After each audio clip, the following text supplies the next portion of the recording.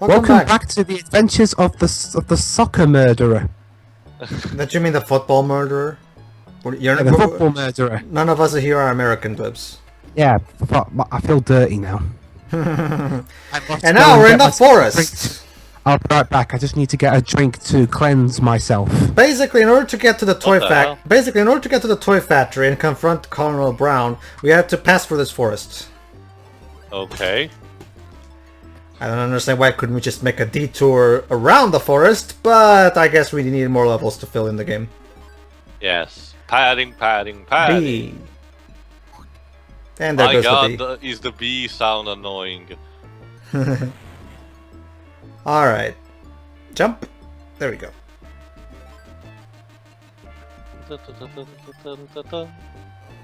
Alright.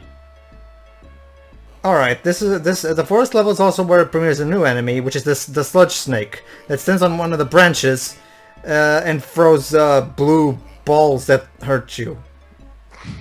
Okay.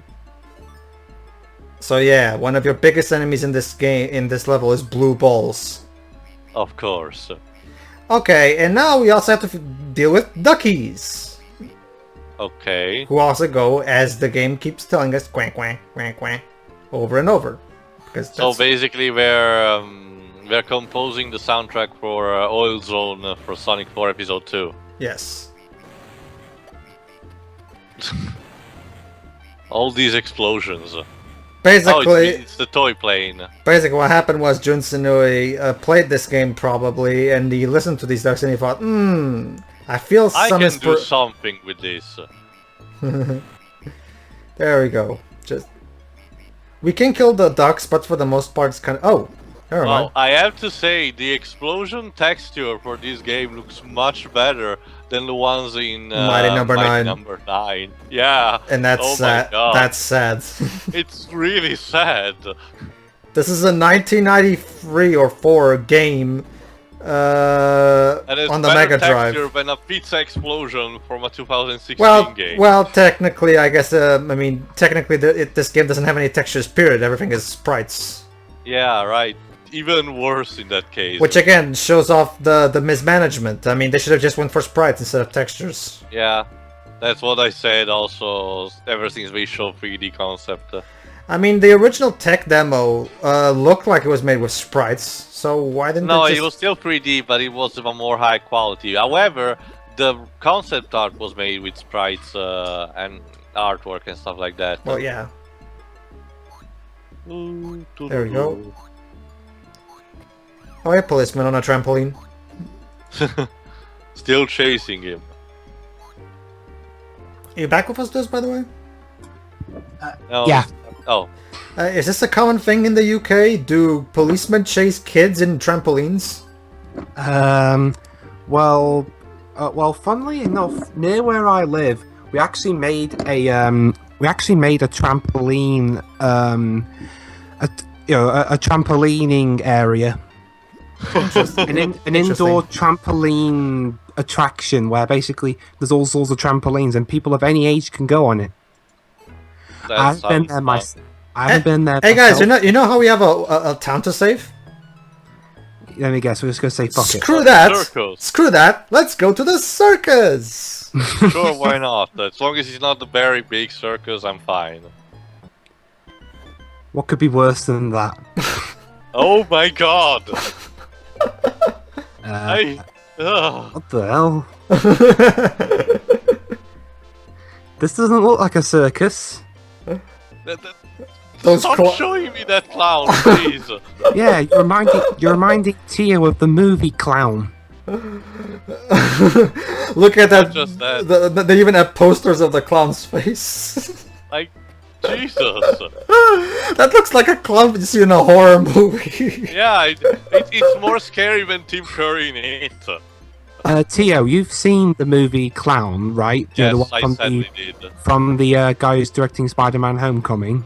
I didn't know that, but I saw the movie. Were there any actual clowns in that, or is Clown just one of them weird title changes? By the way, it's a bit complicated. By the way, apparently Colonel Brown bought this circus or something because the clowns are armed with sludge cannons. Of course. Alright, usual tactic. Bicycle kick. There we go. 420. And there we go. Onto the rope. Getting some cans. Weird that you can't slide on the rope. Yeah. True. Alright. You know, because another thing that it reminds me on another Sega Genesis Mega Drive game that I saw. I haven't actually played it. I saw from one of my friends. It was about Wile E. Coyote and Roadrunner, and it had similar physics to this, but it also had a lot of path you could take on levels, including sliding on ropes and stuff like that. It was interesting. There we go. There we go. Ow. Bum bum bum bum bum bum bum bum bum bum bum bum bum. There we Alright. go. Go away, fucking birds. Oh, Claude, have you seen Hitchcock's Birds? Birds are evil. Yes. And for no adequate reason, that's the start. What other Hitchcock films can you suggest that aren't Psycho that we've already done? Watch Birds, watch North by Northwest, watch Vertigo. Hell, anything he's done. Yeah. There was one I didn't. Holy shit. Yes, we just saw Marko. Turning into a pool of sludge. Anyway, what are you gonna say to you? There was one I didn't like due to how it ended, but I forgot which one it is. It's a Hitchcock movie. Yes. I remember because it had a subplot. Basically, the thing I was angry about it because it had a subplot that never got resolved. So it was just, I think, in a movie, and that's it. Well, Hitchcock never wrote anything, did he? Well, actually, he did. He did wrote an entire series of a TV series of not supernatural but mystery episodes. Forgot which. I think it's called Alfred Hitchcock Presents. Okay, but you're just giving me an idea, Tio. When we get Code Geass done and dusted, and when it's my turn to pick something again, maybe we could do some episodes of a detective show or something. I don't know which one, since there's so many. The ones I got in mind are Poirot, Murder She Wrote. Oh my god, I want to wait a lot before Murder She Wrote because, again, Blibs, you should know better because that show it gets aired every single solitary day in my country. Yeah, that happens around here too. I'm really sick of seeing it at this point. That happens around here too. I don't know, I love Agatha Christie. No. No. Murder She Wrote's got nothing to do with Agatha Christie. Oh yeah, right. Never mind. It was It's not Poirot. just like that. The show itself is good, but the problem is they aired it so many times. I'm just burnt out by it. Okay, we'll leave it to the choice gods when it comes to when it's my pick next. Ah, clown! Yes, we still have to finish Code Geass mode with, so. Yeah, well, Series 1. We can put off Series 2 for a while. I would like to remind everybody that we're playing a game where a little boy is being chased by clowns with sludge cannons. Yes. And it's perfectly normal. Well, actually, it's kind of since they have sludge cannons, it's implied that I guess they've been corrupted by the sludge or some shit. Alright, let's try this again. Thank you, random photograph lady. Loda Heart's ancestor, I guess.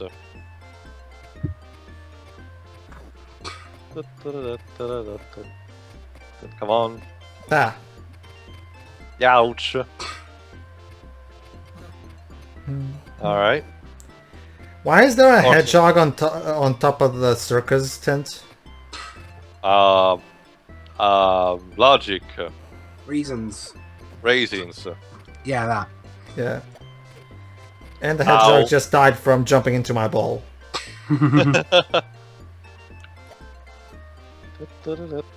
Alright. There we go. Alright. Alright, and now... Oh, another clown doing jungling. Got it. Take that. That's what I'm doing, Dwibs. Come on, take it. Yeah. All right. Oh, hey, birdie. Hi, birdie. What did the bird do to you? It will. It's an obstacle. It's an obstacle. It's in my way. Therefore, it must be. die. Yes. Oh, there's the exit. There There we we go. go. And why was the clown sign near to it? I don't know. Basically, the Joker decided to give up fighting Batman and open up his own circus. That would make sense considering the original backstory with the Joker is that he fell into a bag of chemicals. So I guess in this universe, this is what happened, Teo. He fell into the Colonel Brown sludge and he became the Joker. There you go. Makes sense. Bom, bom, bom, bom, bom, bom.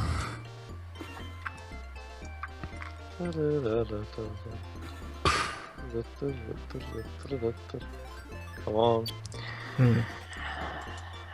Also, all those not reflectors, but yeah. Oh yeah. Okay. While again we're just going through the level. Yes. This won't be my next film pick because reasons. But who do you two at some point in the future want to do a commentary on Bridge of Spies? Sure, why not? I went in on pretty much every Spielberg movie. I'm not sure, but not because I don't like the movie. I just feel it a bit too heavy for me. Alright. I'll think about it. Then I'm assuming you also don't want in on Schindler's List. No, I want Schindler's List because I don't know. It's a thing that I judge for every single movie. You know, if I found it more not hard to digest, but you know, hard. Alright, then I'm gonna have to make this question right now. Do you want in on Sure. Do you want in on Grave of the Fireflies? Oh my god. Ugh. It's so.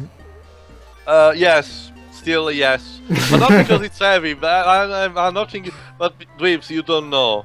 You really don't know. It's, Grave of the Fireflies is the most depressing movie ever made. yes, you're. I'm positive, Dweebs. Even you will be willing to cry before the end. But the thing, just to give you an idea, Dwibs, back when the movie first came out, Studio Ghibli thought the movie was a bit too heavy to the point where they literally aired both it and My Neighbor Totoro back to back. Because basically, right after the Fireflies, okay, fine, we made you depressed. Here's funny whimsy. Wee with My Neighbor Totoro. That'd be like if you aired that'd be like if you aired The Wire back to back with an episode of The Simpsons. Not really, Dwibs. Trust me. Well, Dweebs, if you want to do a more transition, it's like what Doug said about Bambi's. You know, the transition when Bambi's mother dies, and immediately after it's spring with all birds chirping and everything. Yeah, I do appreciate Bambi 2's attempt to try and reduce that awkwardness a little. Mm-hmm. I haven't watched it. How is it? It's okay. It's one of the better direct-to-video Disney sequels, I have to say. I mean, hell, you got Patrick Stewart voicing Bambi's dad. Oh yeah, that's Wow. They tried, but okay, good points for trying, but yeah. At least you're not Cinderella 2. Or I'll still take Cinderella 2 over Fox and the Hound 2 any day. I only say that because I don't believe I've the last time I saw Fox and the Hound 2 was years ago, and I can't remember anything aside from one song. Let me think of another. Well, Tarzan 2, when we wasted George fucking Carlin. I actually don't think I've seen Tarzan 2. I saw the first movie and I saw the animated series, which I actually thought the animated series was very good. The animated series is actually more faithful to the books than the movie, surprisingly. That's saying a lot. Well, that's the thing. Like every time I see someone every time I hear someone complaining, "Oh, these modern this Disney adaptation of Tarzan is so unfaithful to the book," guys, have you read the book lately? The book makes no sense, and none of Edgar Rice Burroughs' books do.